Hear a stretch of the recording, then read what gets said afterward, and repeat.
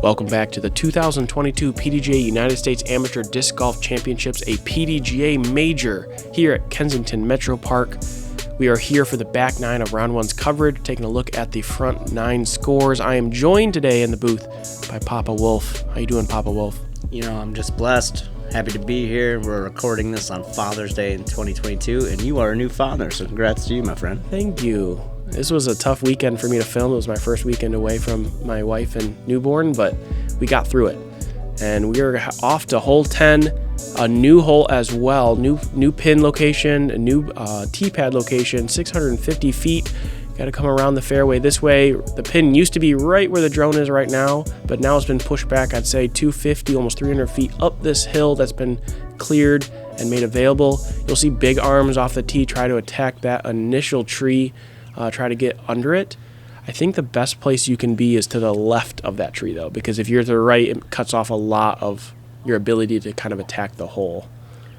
Yeah, I don't have a power arm in any way, so these guys are all throwing farther than me, but notice Paul goes right for that tree. It doesn't quite get over far enough left, but that seems to be the shot. When you're coming in here, you do have to worry about the height of the bottom of the trees, if you will. So yes, there aren't a lot of gaps. We noticed that Clint kind of hyzers out here, but he's going to have an angle nonetheless. His actual play, I thought it was a shank originally, and he told me that he purposely goes over there because it opens up the alleyway to get up the hill more aggressively. It takes an easier four, he thinks. Yeah.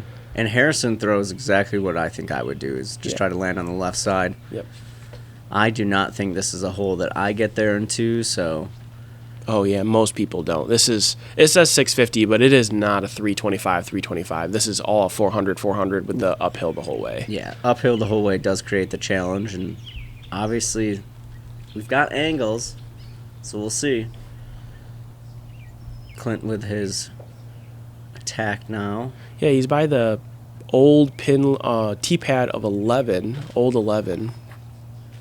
And he gets caught up in some cabbage. He's going to be short from where you want it, but you can kind of see the gap he was talking about. If you have a really big arm, you could really kind of punch it up that hill. I'm not sure how well it attacks for a birdie, but it definitely is open over there. Look at Harrison turning donut around, getting a circle 2 edge probably.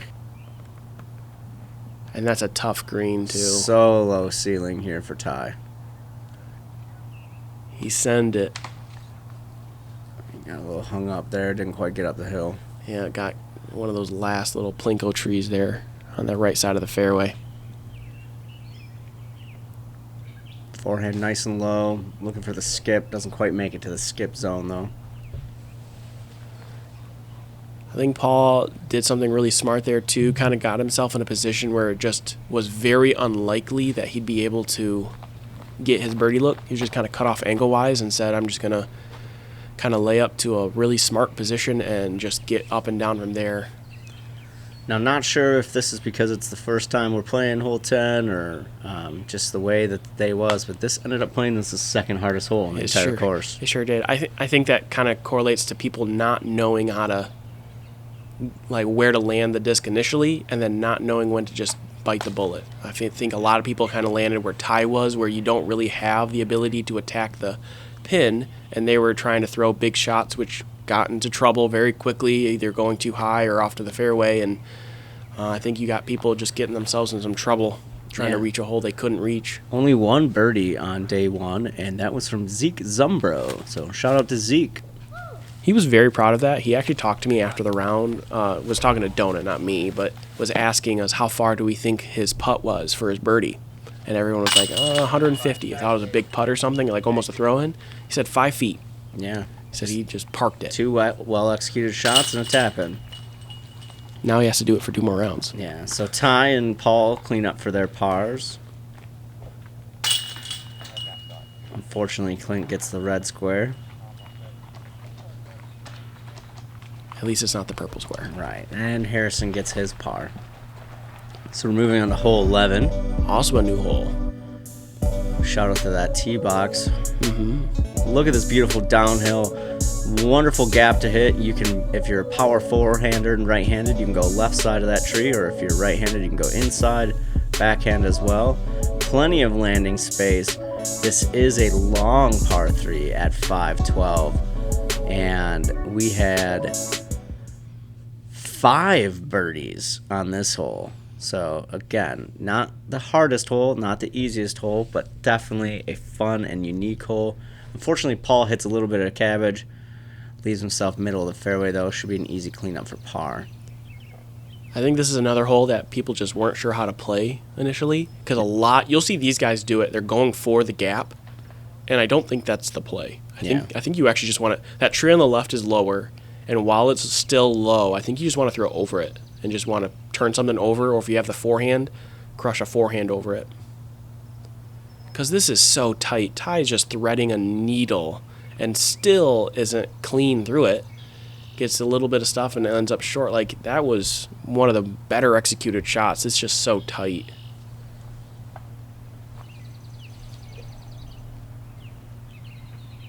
It'll be interested to see how some of the pros react to that tee pad. Yeah, I'm really interested to watch James Conrad run up on that tee pad. It's going to be a tight box right there. Because he can't run up and he can't fall forward. It's a downhill slope the whole way. You know, something that I did see at this tournament on hole 1 that I need to be honest, I have not seen a lot, and I've been around the game for a while, but I saw more people fall forward off of the tee, like trying to continue their momentum than I've ever seen. In your life. Yeah. Handful of players are like aggressively, almost taking like a tumble, like gymnastics. Full sends. Yeah. Speaking of full sends, Paul almost full sends this one in. That would have been a sick too. And then we got Clint right here. Maybe we're going to take the vapor trails of Paul. A little bit lower approach than Paul. It's going to settle in nicely, though. Assume we're going to see Harrison next. Yep. I think that's a zone. I think he's throwing a zone. I think it's a yellow ESP one. That was almost in. Spicy. Ty, second forehand of the day. I'm sure he's been happy about that. Settles in. Yeah, that's a pretty good attempt, too, for a forehand putt right there. Paul for his par. There we go. Very confident. Like his stroke. Good save. You might see some raindrops falling right now. There weren't many clouds in the sky, but there were some very random, heavy raindrops on the ground. Won't lie, I completely forgot about that. Yeah, that's a unfortunate splash out. We get them, though. Everyone who's played the game has gotten them. These are some of the best baskets you can get, but they are very firm, and they tend to push if they don't hit that perfect center square. All right, so it looks like we got pars for 3 and an unfortunate bogue for Harrison. Although Harrison's shoe game, though. Oh, Harrison was a double bogey? Yeah, he tried to get his approach shot originally, was trying to flip it over, and it ended up being left, so he had to, unfortunately, take a double. Hole 12, 344-foot uphill.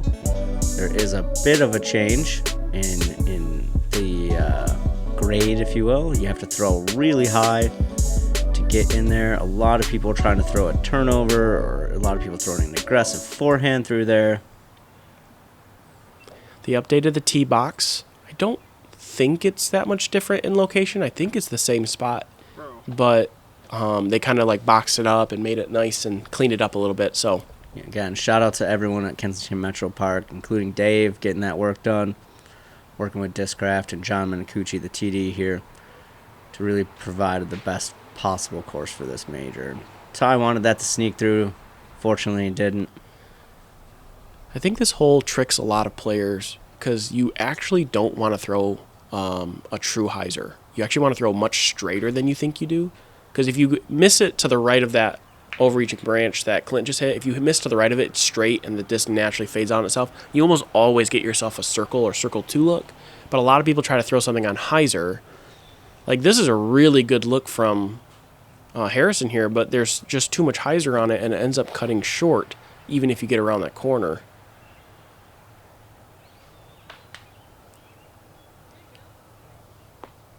Clint getting out of there. Yep, found himself in another valley. Ty with his third forehand of the day for a man that does not like to forehand. I'm impressed by this. I should have done a forehand counter for Ty in the corner. Oh, that would have been great. Next time. Next time. He's going to leave himself a little bit of a tester putt there for his par. I think that was a Luna approach for our man Harrison. It is. His putting putter, in fact. Clint from circle 2. A little bit short. It's a tough green. It's very uphill. I mean, his head is below the pole that's in the ground, and it feels like you should be able to kind of putt at it. And the reality is that he needs to putt like a full body length above it. Yep. Paul gets himself a birdie. That's a bonus birdie here. Good putt from Ty as well. Another hole that kind of plays in the middle of the field difficulty-wise. Yep, Paul was one of 5 people to birdie that hole. I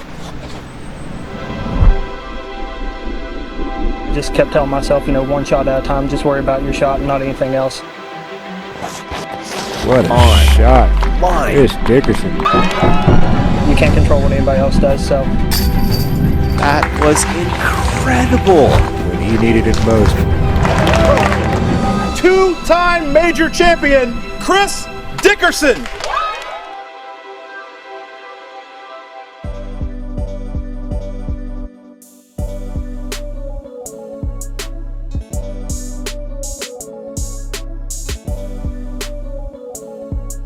Hole 13 now.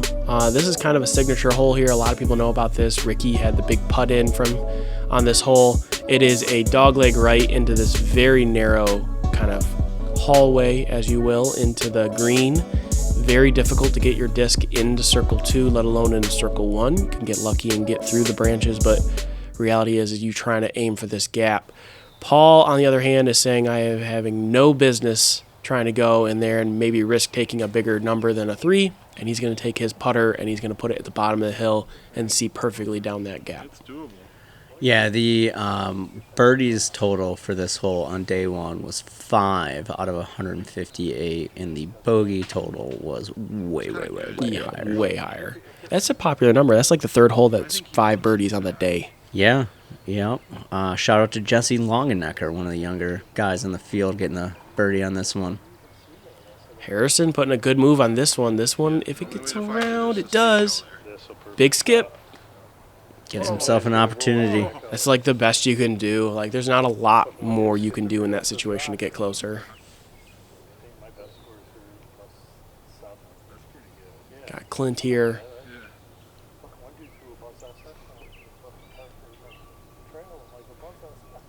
I'm not sure what that disc is, but it is flippy. Yeah. A little bit of plinko. He's going to be in the fairway, though. It's a good tree to be hit by, though. That's the one you want. I love this play from Paul. Just not a hole he's interested in trying to take a bigger number on. Doesn't think he can birdie it consistently, and he's just going to go all business. Putter, 3, and move on. Yeah, all business. Lost a stroke to 5 total people on the day on this hole. Yeah. How many of those people were beating him after this round? Let's find out. 0? Yes. The answer is 0. You lost a stroke to 0 people on the day? Yep. Boom. Great settle in there for Ty. Ty had a kind of up and down front 9s. Nice to see him settling in. And Harrison jumping. Oh. Right off the band. That would have been cool for him. It's probably worth noting that the front 9 is much more attackable than the back 9. I would agree with that. You really want to be hot score on the front and then try to not miss. This basket has a force field on it right now. Want to miss your opportunities on the back. Paul's like, don't worry, all business. I'll break that force field. Thank you. That opens it up for everyone up to tap out. Yep. Ty's like, thanks, Paul. Just nothing but business for Ty and Paul with those pars, excuse me. Unfortunately, our friend Clint gets the red square, and Harrison's going to get the gray square. But really had a look at that green one. Yep, he wanted it too. Yeah, you can tell. Hole 14, I just think is beautiful. What a way to start us off. Climbing back up the hill. 837 feet. It's a par 4, and it's a placement par 4. You want to get as far down as you can on your drive, and then on your second shot, you're looking to land on the right side on your drive, so that your second shot has lots of space to come into there. That beautiful green right there. You're gonna see a couple different attacks, if you will. Some people throw to the bottom of the hill, much like on 2. Some people try to go as far up the hill as they can. I don't think people can reach the hill anymore. Well, So the 3 flags right there, 1, 2, 3. That third flag, someone bushnelled on round 3 for us at 460. ooh.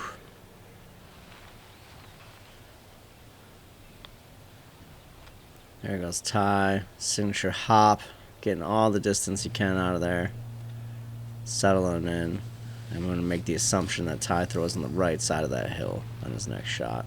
Yeah, that's where Paul landed is probably the limit of the range where you need to be in order to attack into. Yeah. Harrison throwing a low Hades, getting a good flight out of it. The pin's in the same position. The pad's been moved back 80 feet or whatever, maybe a little bit more. I don't remember the distance from last year, but that's really caused this hole to become a huge separator. And I think for D-Glow, this is a great change, because you're going to, from where it used to be when you had like Robert Burridge and Luke Taylor when they were battling, they got this hole pretty easily, and it was a good separator for them. And in the Pro Tour, I don't think it was as good.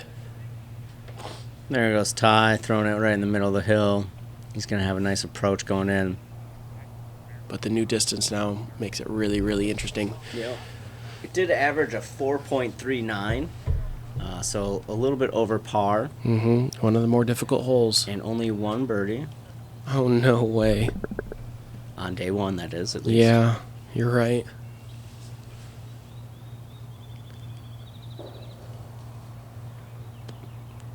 Wow, that was a great rip for Clint, and you're right, that 1 disc is flippy. Catches himself over in the 15's fairway. Luckily, there's no OB today, so it's not going to add a stroke.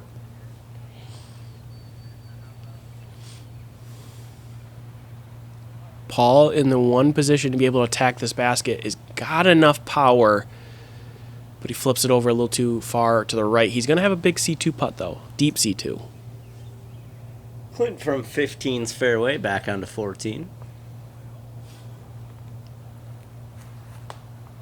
Oh, no. Settle down. He's going to have a putt still. Ty's got to push this one straight and have it fall in late. And look what he does. Pushes it straight and have it fall in late. Kid knows how to play the course. Yes.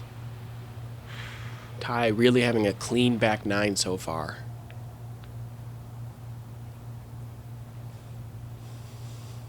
Harrison throwing that yellow ESP zone. That looks a little high. That's the mistake if you throw up the hill, to throw too high, and it's going to cut off a little bit of distance there. Okay, Paul. I was just probably 70 feet. A little outside circle, too. Get it. Banned it again. Probably looking back at his dad, who was his caddy for the week. His dad is very, very polite. Nice guy. Indeed.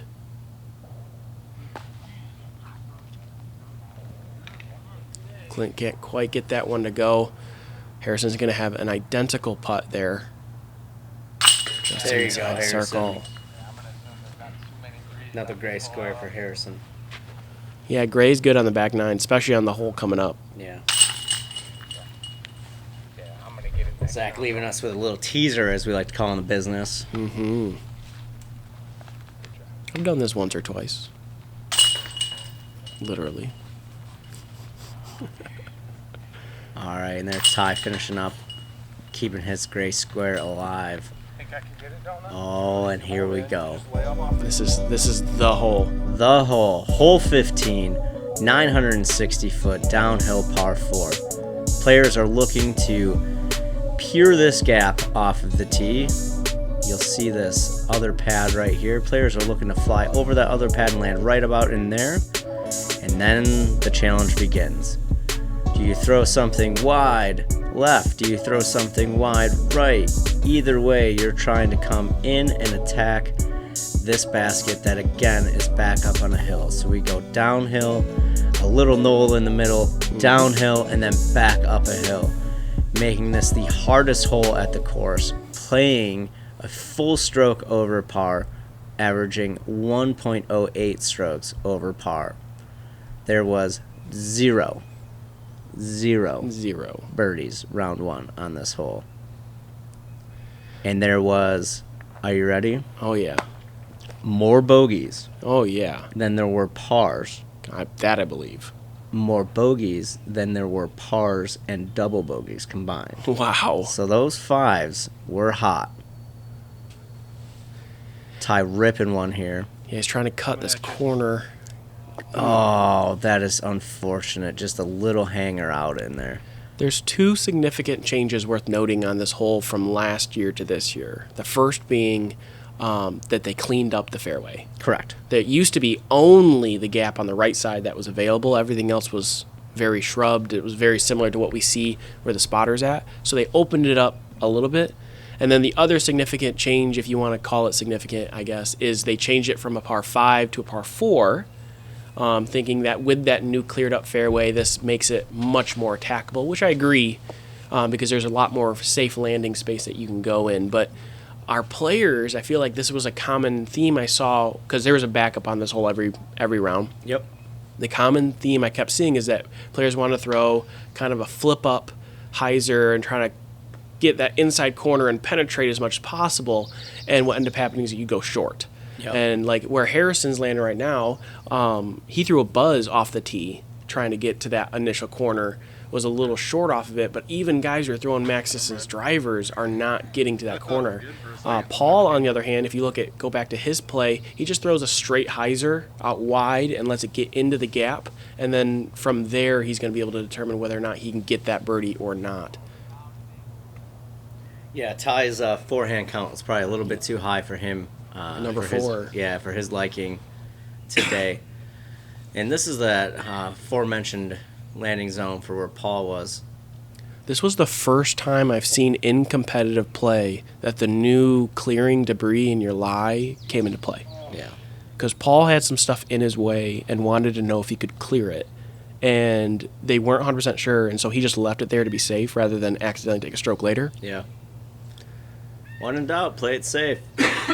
Love Clint's aggressive play here. Going for it. Gonna find the thick stuff, but he's gonna push forward pretty far. He's been unfortunately doing a good job of finding all the valleys and the thick stuff this round. Ty with his third shot.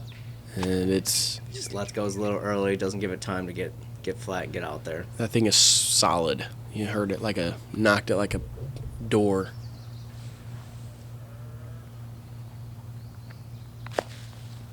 Harrison, about the 45-foot mark, but Yeah. it's going to have a little bit of this obstruction. He almost had 2 spectacular forehands to save a par there. He's going to have a par look, but it's way uphill. Oh, forehand counter number 5. Yeah. He's actually going to push through most of that thick stuff. He's going to be on the back side of it and have a putt at it. But it's for his bogey. This hole is tough. Yeah, it definitely is. That was a great approach. I think that was Paul. Yep. Oh, Harrison, I want one to drop for you, buddy. He wanted it. Big smile on his face. This is Clint. Yep. He has done really well. Every time he's been in trouble, he's been able to get up and down. Yep. And here's Ty's bogey putt. Oh. Just looks like it maybe stuck to his hand. Yep. He knew right out the gate. Yep. That happens to all of us. Oh. We got the purple square for Ty. Not the purple square, Paul's going to get the gray square. which is stroke on folks. Yeah. Unfortunately, Harrison gets the red square. And Clint gets the red square. And the red squares strokes on over a third of the field. I know, it's crazy. Hole 16, one of the more attackable par 3s. For the players in this event, you're going to see a wide range of shot selections. A lot of people throw the stable or slightly understable mid-range through the gap. And then there is also a forehand line and a backhand line for your right-handed players, or vice versa for your left-handed players. We'll see with Paul here. Looks like he's got a mid-range in his hand. They did change the tee pad location. You can see that dug up spot on the left there. So the old spot kind of left you open to kind of throw something straight on hyzer, and it would kind of float down that fairway, and it's a really comfortable shot for the backhand righties. And they changed it to this location here a little more right, which makes it, again, more Calvin Heimberg rope shot kind of thing is what I'd call it. Yeah. Where you have to throw it on a dead straight shot. Honestly, if I had to change it, different person, I would think this is like a Chris Dickerson hole by nature. This is a dead rope buzz shot. Yep. And so kind of requires you to kind of miss this tree that Clint is headed towards. There is a safer route on the left side. If you throw forehand or backhand in that area, it's a little more open, and it almost gives you a circle 2 more consistently, but it's a tough putt from up there. Yeah, and when you do take that left side, your disc ends up becoming higher than the basket, like Ty's is right now. So he's going to have a just outside circle 2 putt coming down, and it's always tough to get your putter to stop going. Yeah. Looks like Clint's playing for the smart layup. Yeah. Don't do anything silly. Just clean up these last 3 holes. Paul didn't quite make it all the way down there. Yeah, a common landing spot if you throw something understable. You end up getting to the right side. I think people forget it's downhill. Yeah. Because, I mean, it's 396, and you said mid-range, and some people are like, mid-range? It's like, it's very downhill. It is significant. I don't even throw a full driver there. Yeah. And I'm a very, very short thrower. All right, Ty with his circle 2 look. Oh, settle down now. Okay. Looks like we're going to get a tap in for a lot of gray squares here. Yep. Very common. Gray squares are pretty good on the back 9, but for this hole, you're definitely looking to try to get one of those very optimal green squares.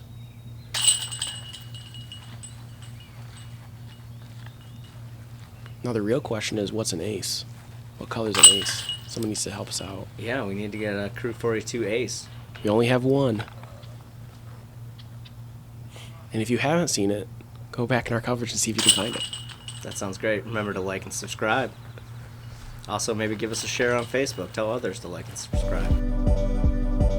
All right, hole 17, maybe the second or third hardest hole on the course this week. It's a par 4, 840 feet. Players are looking for a couple different shots. Majority of people are throwing right in the short stuff, and then taking an aggressive second shot up at the basket.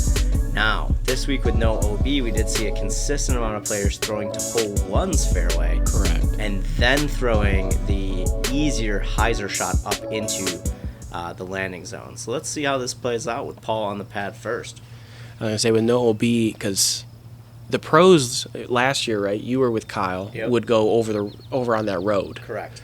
And so one does almost the same thing. It's a little lower than the road, but you get that safe, more elevated, easier to approach. And I think if there's no OB, the Great Lakes pros would also try to go to 1's fairway because a little safer footwork than that rail. Yeah. If you haven't walked the Toboggan course, the area separating hole 17 and 18 from 1 has 2 legitimate toboggan tracks in Yep. it. And if your disc lands in there, it is a challenge to get footing. It's also sometimes a challenge to find your disc. So it's definitely important. Shot placement on 17 is huge. This needs to... I wanted to find some short grass to roll, but it's going to find long grass and kind of stick. Just Ty settling down now. Ooh, that got turned over. Yeah, put a lot of power on just that. before noon? And we're like, what? Well, he's going to find the short stuff, it looks like. Yep. This is such a hard throw as you're wanting to throw uphill, but your body is wanting to go downhill. Yeah, the 840, it's very strange, too, because it feels, you're throwing so far downhill off the tee, so it feels like you can get 600, but even if you do get 600, it's still 350 or more up the hill back. Correct. Like, it plays as a true, almost more than 840 with everything considered. And that's a really smart play right there that we just saw from Harrison. Yes. He's going to leave himself a better approach look. As you can see, that basket is quite elevated compared to the fairway. And then, as in true toboggan form, there is a little bit of a drop-off behind the basket. Of course. Ty's thrown for the fairway as well. Overcooks that a little bit. Gets a little bit uneven ground, but he'll be okay. Paul wants this. Yeah, Paul's drive was great. He's going to be aggressive here.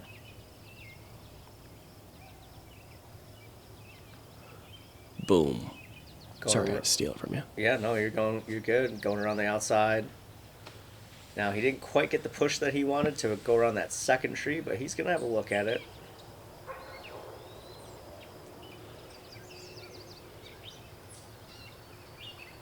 Clint trying to turn this one over, leaves it too straight at that foliage there. It's going to be stuck in another valley. Harrison set himself up great for his third shot here. Hopefully he gets it right in the circle for the par. And he does that. Good backstop. Yep. Uses the hill to his advantage. Ty's looking to do the same thing here. The hill is a little more dangerous because they don't mow it. Yeah. So unlike holes like 4, which you can use really to your advantage to just skip and be very safe, if this one you leave short and hope for a skip, it just isn't going to happen. Oh, lay down. Okay. He's looking to go up and down from inside the bushes again one more time. Yep. All right, long birdie look here for Paul. Right there. Stop. Don't. It did. Yeah. One of the worst feelings in golf. You're still away. Saved it. Yeah, his confidence in his putt is just wonderful to watch. Keeps his back 9 clean. 1 down so far is very good.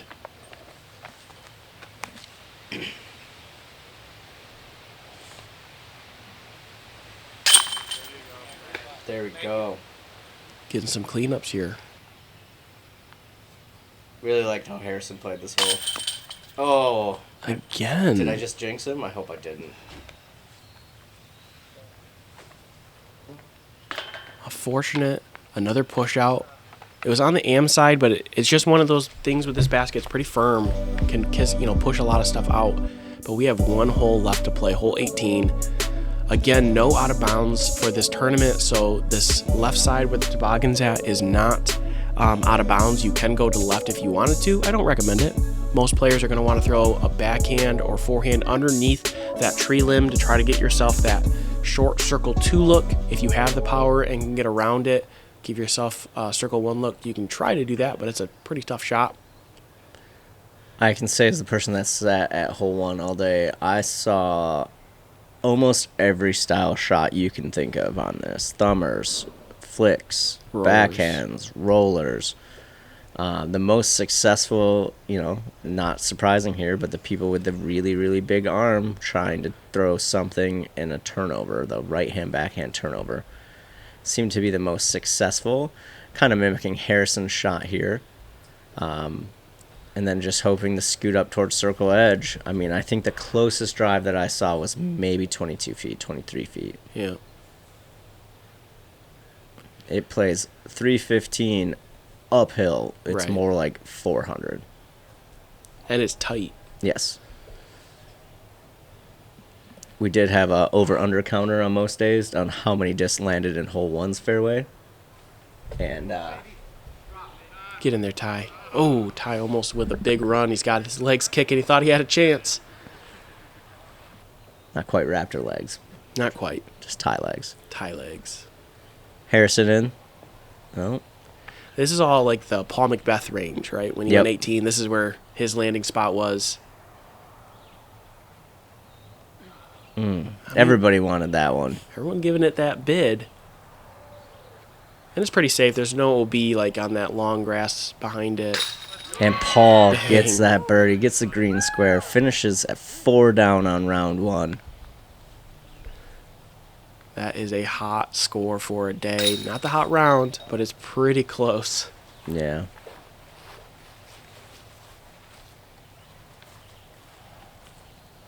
Got a couple cleanups here. Yeah, really enjoyed watching everybody play this. Shout out to Zanfell, being a great sponsor of the USADGC. Discraft as well, being the main sponsor here. And the PDJ for providing us support during this major. Yeah, PJ Live's a helpful tool. I love it. So again, thanks to Paul shooting that neg 4 and Ty getting a couple over there. Harrison and Clint rounding out the group. Wish everybody the best luck on day 2. Thanks again, Zach, for having me in the booth. Yeah, appreciate it. Taking a look at the round 1 standings here. Neg 6 being hot on the day, tying Chris Dickerson for his doubles challenge. So I think that's officially a course record as of right now for tournament play. Yep. So we'll see if they can keep up that pace. Thanks again to our Patreon followers as well. Hopefully you can continue to support us as we get bigger and better. And look forward to seeing you guys at round 2.